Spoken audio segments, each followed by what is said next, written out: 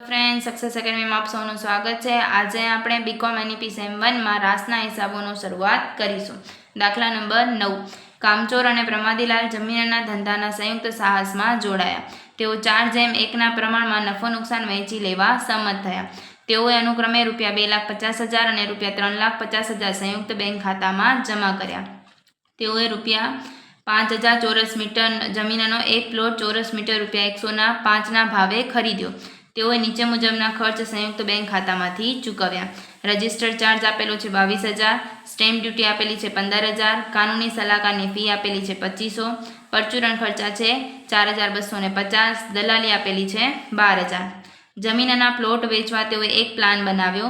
આ પ્લાન મુજબ કુલ જગ્યાના 20% ભાગે જાહેર રસ્તાઓ માટે અને 10% ભાગે બગીચાઓ માટે ફાજલ રાખવામાં આવ્યો।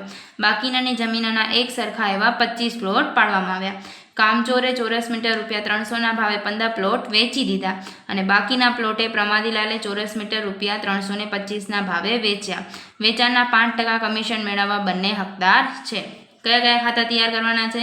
સંયુક્ત સાહસ એટલે કે રાસનું ખાતું, સંયુક્ત બેંકનું ખાતું અને ભાગીદારના મૂડી ખાતા। ચલો આપણે દાખલાની શરૂઆત કરીએ।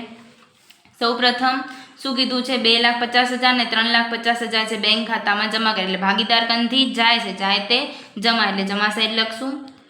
બેંક ખાતે 2,50,000 અને 3,50,000, તો બેંક અને પૈસા આવશે કે જશે? તો કે આવશે। આવે તો ઉધાર, એટલે બેંકના ખાનામાં ઉધાર આવશે। કામચોર ખાતે કેટલા આવશે? 2,50,000 અને છે પ્રમાદીલાલ ખાતે કેટલા આવશે? એમાં 3,50,000। ક્લિયર? બે એન્ટ્રી થઈ ગઈ। ત્યારબાદ શું કીધું છે? તેઓએ 5,000 ચોરસ મીટર જમીનનો એક પ્લોટ ચોરસ મીટર ₹105ના ભાવે ખરીદી કરી હશે તો ક્યાં આવશે? ઉધાર। બેંક ખાતે ખરીદી કેટલાની ખરીદી કરે છે? 5,000 ચોરસ મીટરના જમીનનો એક પ્લોટ 105ના ભાવે, એટલે કે 5,000 ગુણ્યા 105 એટલે કેટલા આવશે? 5,25,000। હવે ખરીદી કરીએ તો પૈસા શું થશે? જાશે, જાય તે જમા, એટલે જમા સાઈડ લખીએ। રાસ ખાતે 5,25,000। ત્યારબાદ શું કીધું છે? તેઓએ નીચે મુજબના ખર્ચા સંયુક્ત બેંક ખાતામાંથી ચૂકવ્યા। પહેલા રાસના ખાતામાં ઉધાર સાઈડ લખી નાખીએ। બેંક ખાતે ખર્ચા કયા છે? રજિસ્ટ્રેશન છે 22,000, સ્ટેમ્પ ડ્યુટી છે 15,000, કાનૂની સલાહકારની ફી છે 2,500, પરચુરણ ખર્ચા છે 42,50 ને દલાલી આપેલી છે 12,000। આપણે આ બધાનો સરવાળો કરીએ એટલે કેટલા આવશે? 55,750। હવે બેંક ખાતે ખર્ચા કરે એટલે બેંકથી પૈસા જાશે તો જમા સાઈડ લખીએ। રાસ ખાતે ખર્ચા કેટલા આવશે? 55,750। ક્લિયર? ત્યારબાદ શું કીધું છે? એ લોકોએ જમીનનો પ્લોટ વેચવા તેઓએ એક પ્લાન બનાવ્યો છે। આ પ્લાન મુજબ કુલ જગ્યાનો 20% ભાગે જાહેર રસ્તામાં, પહેલા કુલ જગ્યા કેટલી છે આપણે જોઈએ। કુલ જગ્યા 5,000 ચોરસ મીટર હતું, સૌથી પહેલા જ આપણે જોયું હતું, માઇનસ રસ્તાઓ કેટલા છે? કેટલા ટકા કીધા છે રસ્તાઓ માટે? 20%, એટલે કેટલા આવશે? 1,000 માઇનસ બગીચાઓ કેટલા છે બગીચાઓ માટે? તો કે 10%, એટલે કેટલા આવશે? 500। 5,000માંથી માઇનસ કરીએ એટલે કેટલા આવે? 3,500। એવા એણે કેટલા પ્લોટ બનાવવાનું કહ્યું છે? 25 પ્લોટ બનાવવાનું કહ્યું છે, તો ભાગ્યા પ્લોટની સંખ્યા કેટલી છે? 2,500। તો એક પ્લોટનું ક્ષેત્રફળ કેટલું આવે? તો કે 140। ક્લિયર? ત્યારબાદ શું કીધું છે? કામચોર ચોરસ મીટર ₹300ના ભાવે 15 પ્લોટ વેચી દીધા। આપણે કુલ વેચાણ શોધી નાખીએ। કુલ વેચાણ પહેલા કોનું શોધશું? કામચોરનું। કેટલા છે? એને ચોરસ મીટરના 315 પ્લોટ ને 1 ચોરસ મીટરનું ક્ષેત્રફળ 105 40. ત્યારબાદ પ્રમાદીલાલ એ કેટલામાં વેચે છે? તો કે બાકીના પ્લોટ ટોટલ હતા 25, એમાંથી 15 લીધા એટલે બાકીના કેટલા આવશે? 10. કેટલાના ભાવે છે એના? 325ના ભાવે.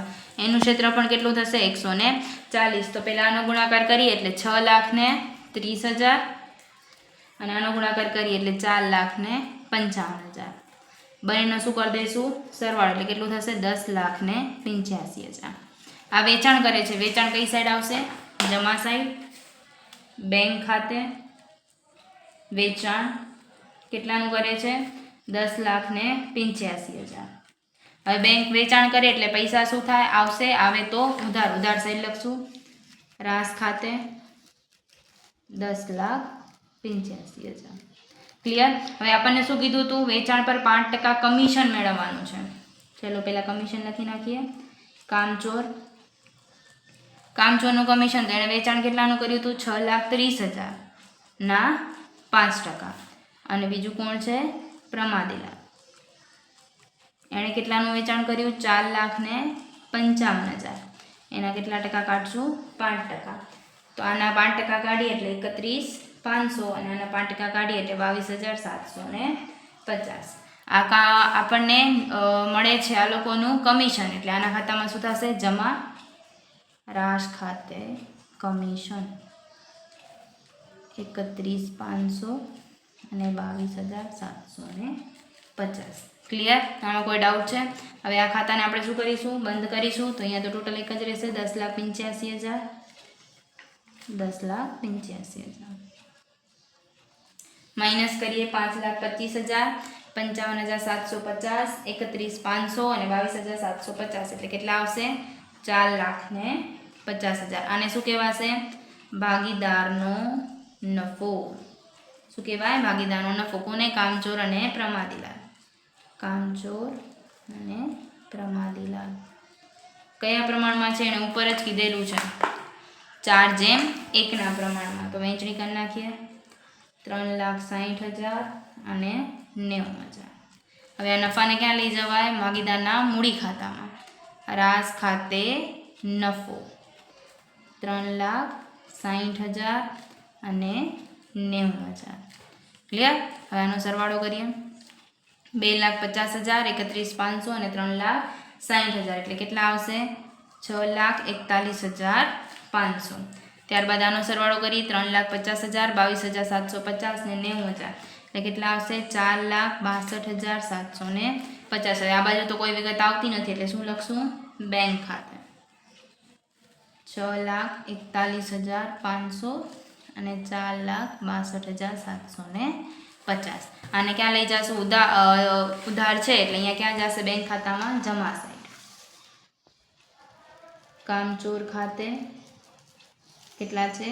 6,41,500 અને પ્રમાદીલાલ ખાતે 4,62,750. ક્લિયર? આ બંનેનો સરવાળો કરીએ તો 2,50,000, 3,50,000 અને 10,85,000 એટલે કેટલા આવશે? 16,85,000. ત્યારબાદ આ બાજુ 5,25,000, 55,750, 6,41,500, 4,62,750 એટલે કેટલા આવશે? 16,85,000. જ્યારે પણ બેંક ખાતું હશે ત્યારે હંમેશા સરખું આવશે. જેમ પાકું સરવૈયામાં સરખું આવે એ રીતે બેંક ખાતામાં પણ સરખું આવશે. એટલે આ દાખલો આપણો ટેલી થઈ જાય. Thank you.